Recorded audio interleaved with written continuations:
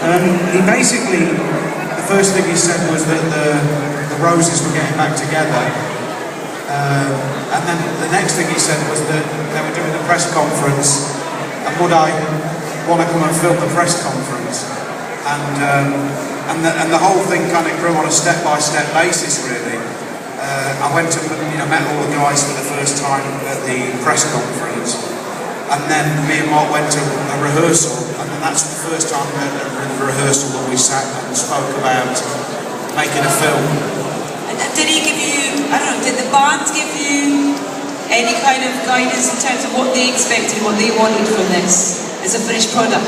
Did the band give you any kind of indication as to what they expected or wanted as a final product?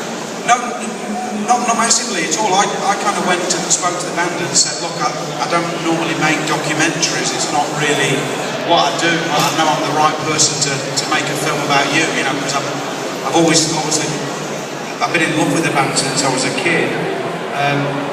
And so the band, the only thing the band didn't want to do was they'd just got back together, the friendships had just been reformed, they just didn't want to start the film with a load of interviews about the past. So it was always from the beginning meant to be a celebration of the band going forward and coming back, Was it a daunting prospect in terms of you were going to have to film so many different aspects of this whole process, whether it be an enormous live event, but then you also cut to this intimacy of these four musicians in a room, and the chemistry that goes, here we go, we can hear ourselves now, the chemistry that goes into making this band long lasting as they have been.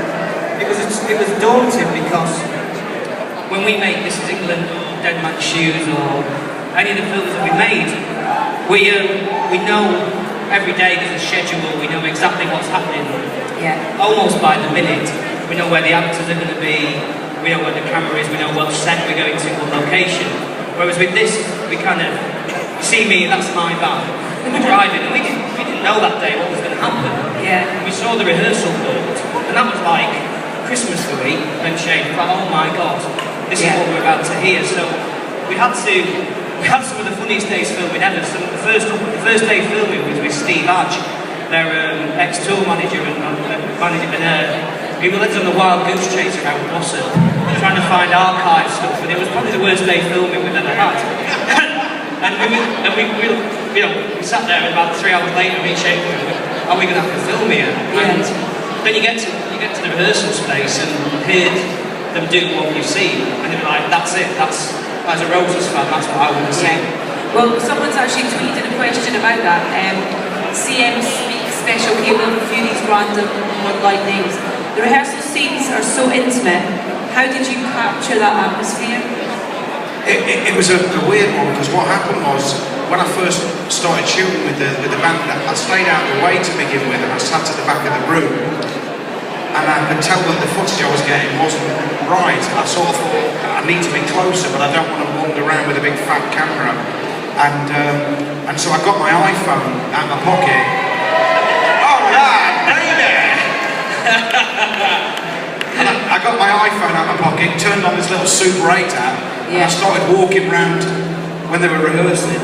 And when I realised I needed to be right in the centre of the room, because the way that they looked at each other across the room, all we've ever seen across the history of the band is them playing to a crowd. We've never seen them looking at each other in a cross formation in the way that they've rehearsed all those years. And I realised I need to be in the centre, so I sort of told Ian a bit of a white lie and said I need to get a camera on each person, but I won't have anybody else. Then he turned up, there was about 180 people in the rehearsal room, but he let me off, and we did it, and that was what made the difference. I couldn't shoot it from outside, I had to be in the middle of them.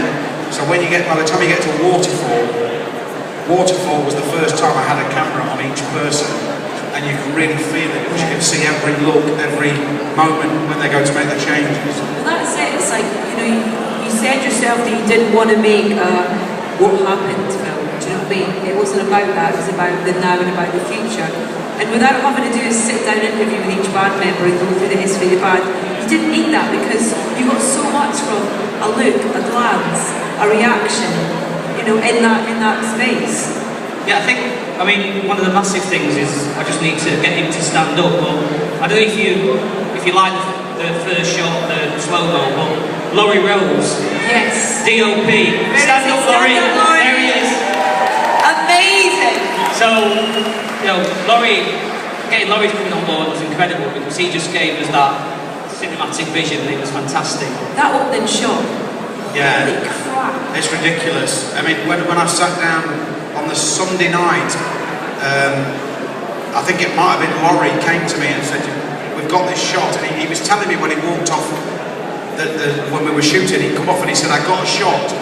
I shot it in real time, but it's in slow motion. I only saw it in real time, but I think there was something magic, you know, let's go and have a look. And I watched that, and on that Sunday night at Eden Park, I said, that's the beginning of the film, you know, that is like... Well, that kind of relationship with Ian and the band kind of bookends the film in a way, you know what I mean? And that end shot as well, when he hands the phone back sort of thing.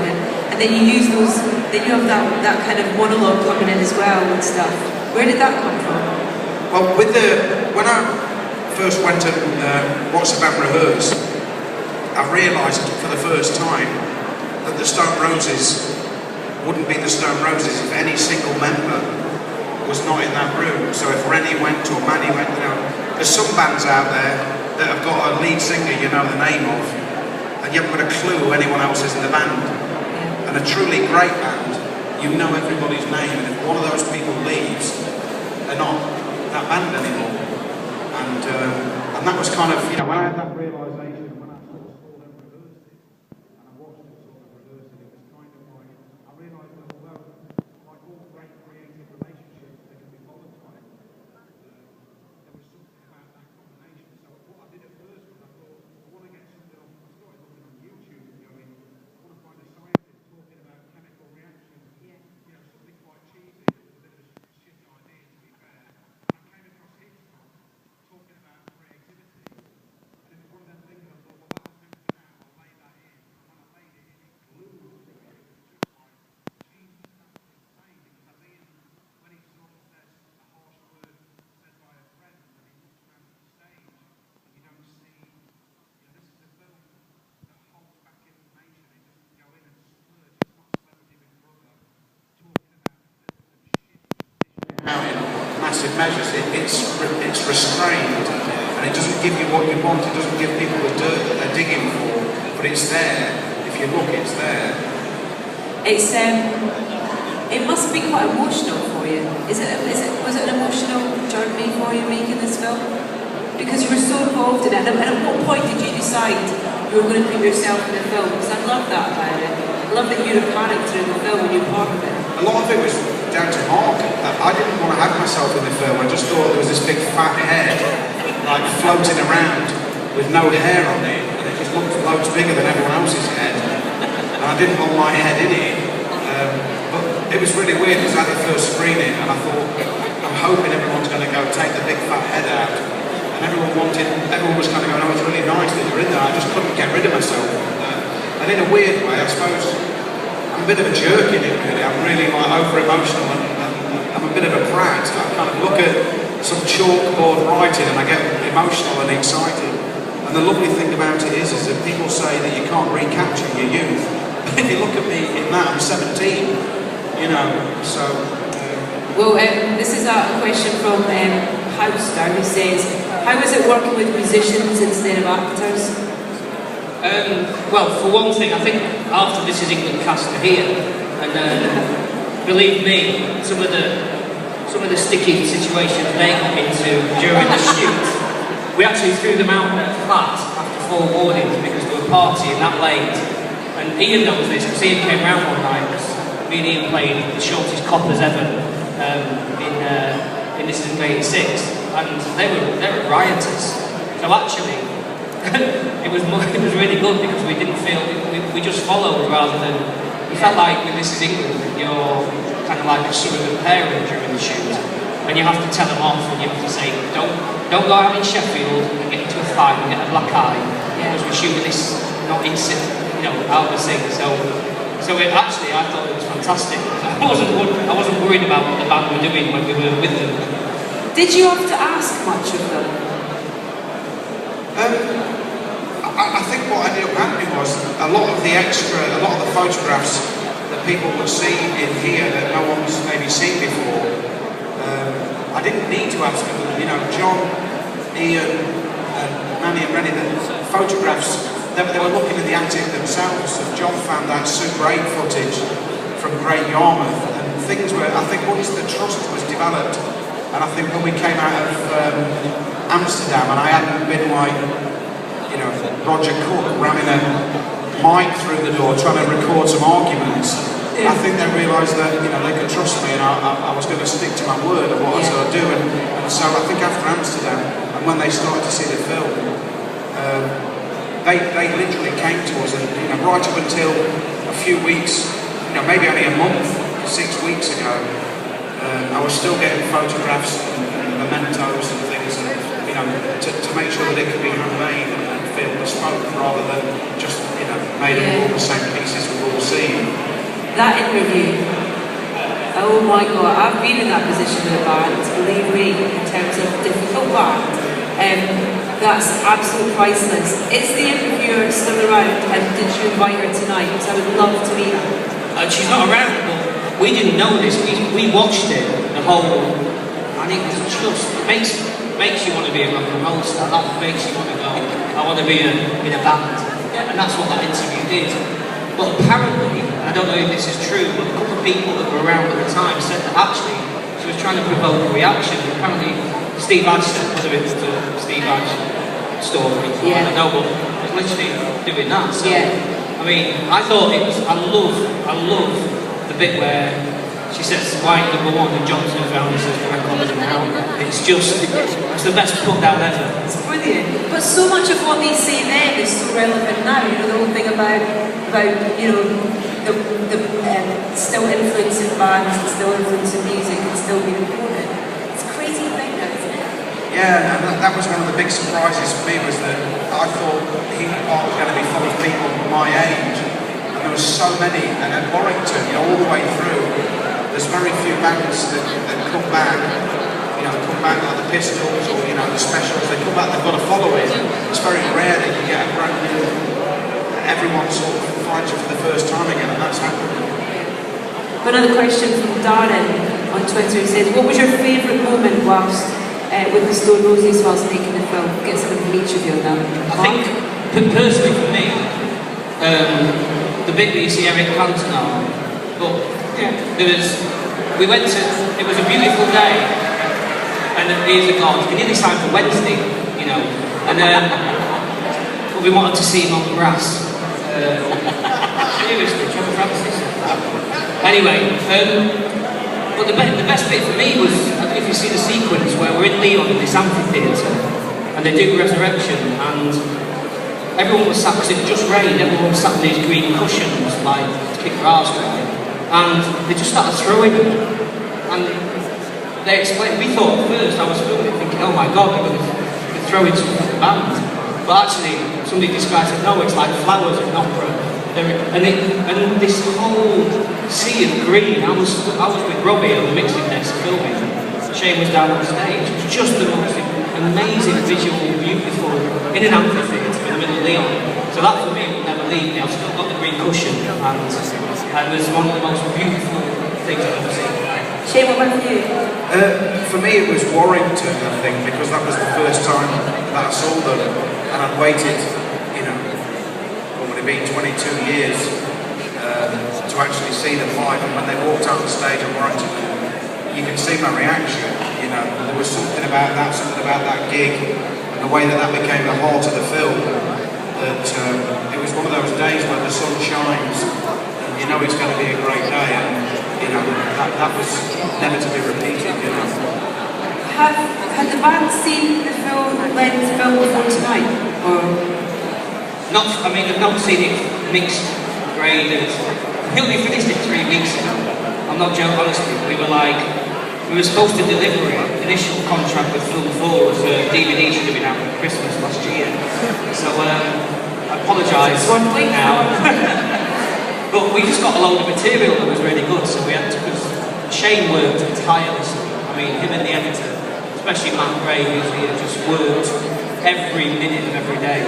We weekends, nights. I was getting cuts through, and you know, the amount of blood, sweat, and tears that went into this is incredible. And I think for me, and Shane, that the band I've seen it, and we showed all the way through. We had screenings and we showed them, and so that's the first time I think I've seen it actually properly polished, finished. So I hope they enjoyed it. What has the reaction been through the process? You know, when you show them cuts and things.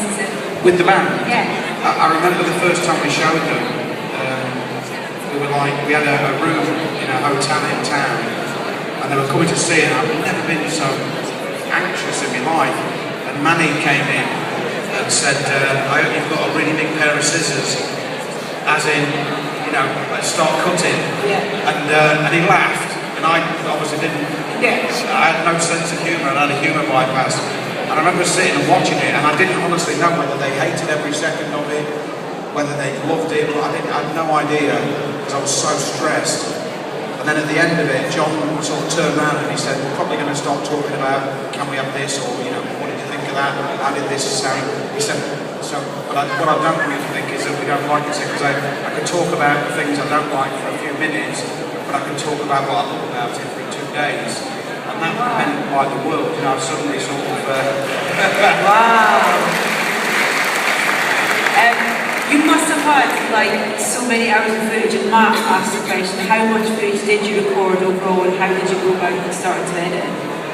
Well, as the producer who's ultimately trying to look after the budget and the schedule, I remember finishing Saturday night in Eden Park, and the guy who was digitising said we've got 360 hours at the moment, and we've still got some more to go.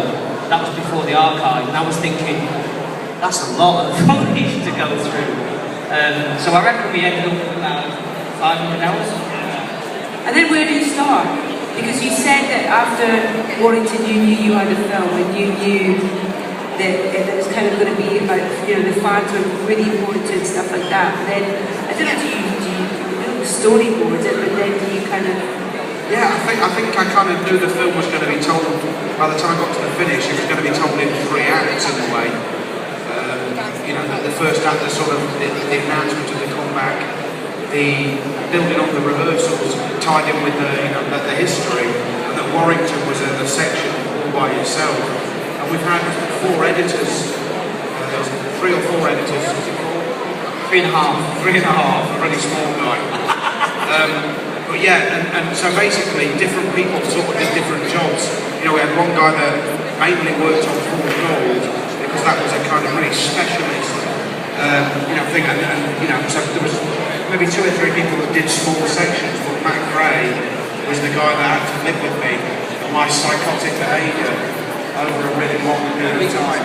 In fact, when we were grading the film, the guy who graded it was the same guy who did This Is England, the TV series. Yeah. And he actually said to us, there are more cuts in Full Gold than there were in the whole series of This Is England 88.